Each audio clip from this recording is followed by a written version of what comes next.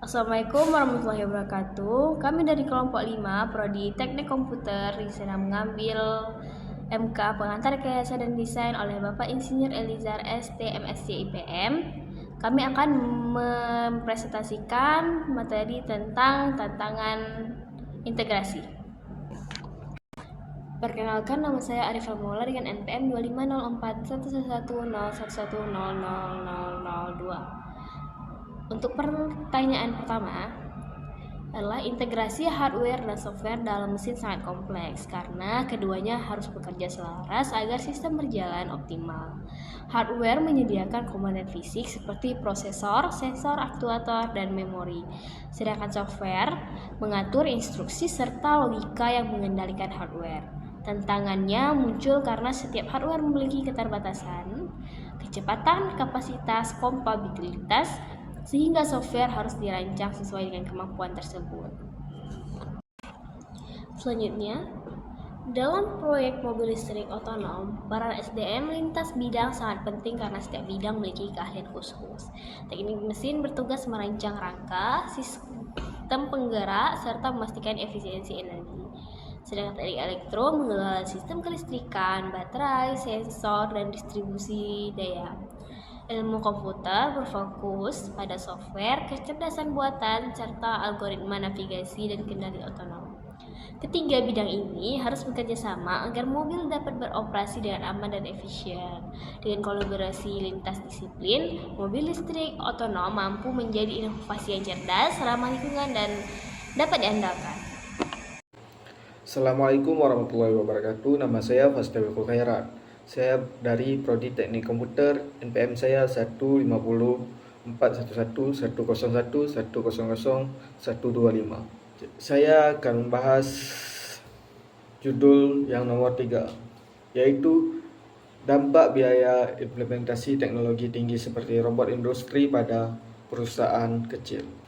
Dampaknya terbagi 5, yaitu 1. Investasi yang tinggi. Perusahaan kecil membutuhkan modal yang besar untuk membeli, menginstal, dan memelihara robot industri. Yang kedua yaitu beban keuangan. Bisa menjadi tekanan bagi. Perkenalkan, nama saya Rizpa Kaisarina dengan NPM 250411101100001. Di sini saya akan menjelaskan bagaimana cara mengatasi masalah bug software yang mempengaruhi kinerja mesin. Yang pertama yaitu melakukan pengujian dini dan berkala. Dengan melakukan pengujian perangkat lunak secara dini dan berkala, hal ini dapat membantu mendeteksi bug yang mungkin tidak terlihat dalam kondisi tertentu. Yang kedua adalah melakukan tinjauan kode. Melakukan peninjauan kode oleh rekan pengembang senior, atau tim jaminan kualitas itu untuk mengidentifikasi potensi kesalahan dalam kode. Selanjutnya ada dokumentasi perubahan kode. Dengan mendokumentasikan semua perubahan kode yang ada, itu dapat menghindari munculnya bug akibat perubahan yang tidak tercatat. Kemudian ada laporan bug yang terstruktur. Membuat laporan bug yang terstruktur, terencana, itu dapat mencegah adanya bug-bug yang tidak terduga. Yang terakhir ada memperkuat komunikasi dan persyaratan sistem. Dengan meningkatkan komunikasi antar programmer dan memperjelas persyaratan sistem, itu untuk meminimalkan kesalahan manusia dan bug logis pada desain perangkat lunak. Selanjutnya saya akan menjelaskan kenapa atau alasan keandalan sistem menjadi isu penting dalam pembangkit listrik berbasis komputer. Yaitu ada beberapa alasan utama. Yang pertama yaitu dampak kegagalan serius. Kegagalan sistem dalam pembangkit listrik dapat memiliki konsekuensi yang sangat serius, yaitu pemadaman listrik berskala besar, kerugian finansial yang signifikan, dan bahkan risiko keselamatan jika sistem tidak berfungsi dengan baik. Yang kedua ada operasi berkelanjutan.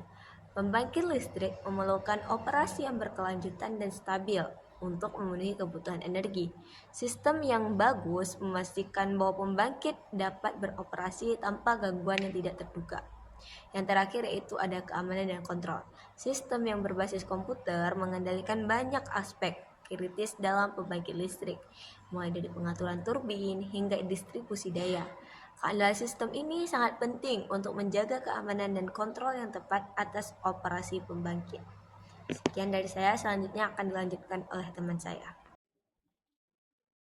Perkenalkan, nama saya Najwa Yastin dengan PM 25041111000098. Di sini saya akan menjawab pertanyaan ke-6, yaitu diskusikan tantangan non-teknis, yaitu manajemen risiko dan budaya kerja dalam integrasi komputer dan mesin. Hasil diskusi kami yaitu dalam integrasi komputer dan mesin, manajemen risiko menjadi aspek krusial. Risiko yang muncul tidak hanya teknis, seperti kegagalan perangkat keras atau perangkat lunak, tapi juga risiko operasional yang dapat mengganggu proses produksi. Misalnya, interoperabilitas antara sistem lama dan baru sering menimbulkan ketidakpastian yang harus diantisipasi. Selain itu, keamanan cyber menjadi perhatian utama karena integrasi ini membuka potensi serangan yang dapat mencuri data atau perusak sistem. Oleh karena itu, perusahaan harus memiliki strategi mitigasi risiko yang matang, termasuk backup sistem, monitoring real-time, dan prosedur respon insiden yang cepat. Selain dari risiko teknis, tantangan budaya kerja juga tidak kalah penting. Integrasi teknologi baru seringkali menghadapi resistensi dari karyawan yang terbiasa dengan cara kerja lama. Perbedaan mindset antara tim IT yang fokus pada teknologi dan tim operasional yang fokus pada produksi dapat menimbulkan gesekan. Untuk itu, pelatihan yang berkelanjutan dan komunikasi yang efektif sangat diperlukan agar semua pihak memahami manfaat cara kerja sistem baru. Budaya kolaborasi lintas departemen harus dibangun agar integrasi berjalan lancar dan produktivitas meningkat. Kesimpulan, integrasi hardware dan software dalam mesin kompleks karena harus menyelaraskan keterbatasan fisik hardware dengan kebutuhan software, serta menjamin sinkronisasi dan keamanan sistem. Dalam proyek mobil listrik otonom, kolaborasi SDM lintas bidang seperti teknik mesin, elektro, dan komputer sangat penting untuk menghasilkan kendaraan yang aman dan efisien. Perusahaan kecil menghadapi